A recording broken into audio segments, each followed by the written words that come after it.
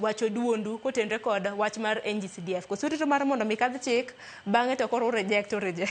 Aparo ne chaka na kod Juliet alafu Oscar boro bedo kamithuolo. Erokamano kum golo paro on public participation. Yes, pachwa wagolo kokacha. Shida ni kwase gole bidhi winje be ideas magologo dibero table. Mano ema koro gimwari to mondo mi waneka be gidhi kawo step forward kuom mano nikech ng'enyne wanyalo golo paro lakini pachwa no be seche moko gininde itwa wacho to gikalo kocha.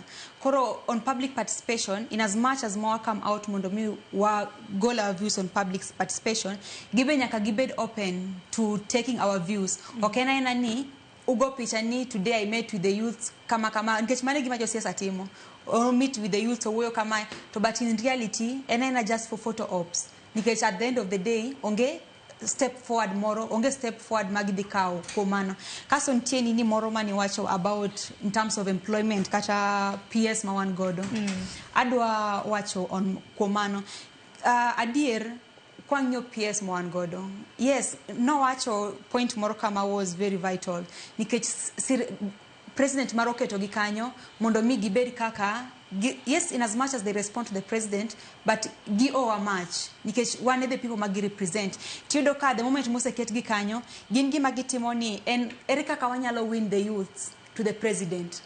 We'll give an example gi Raymond. Iyudo ka most of the thoth gik motimo kata kidoke gwenge iyudo ka erika ka wakelo youth kamora achiel mondo mi warwak gi gibed jo UDA. Tochonia, mano is not the primary goal. In as much as gime itimo mondo mi I promote the youth's well-being, erika ki create employment opportunity ne youth ne rowere man okokocha. Mane gimo nego beni ging'iyo. Samarado kodgi, erika ka I bring about the digital nini. I promote digital efficiency within my constituency. Erika ka I bring about education sensitization, kwangyo TVETs and everything. Mago are ways the moment some of the youths they team or those other types of jobs, at least it helps to create a job opportunity because give the gain skills. Madi konyogi. It is not okay gima ni ika wakawa youths kataro were wa timio idenia wadwa ni modu join UDA. Mano is not the primary goal. Mano ke gimo adwaro.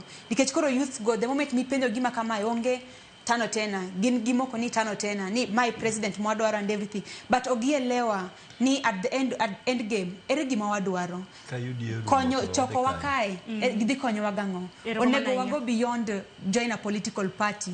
Twa nini ere gima wadwaro at the end of the day. Oscar imile chupa chibange hobro bedo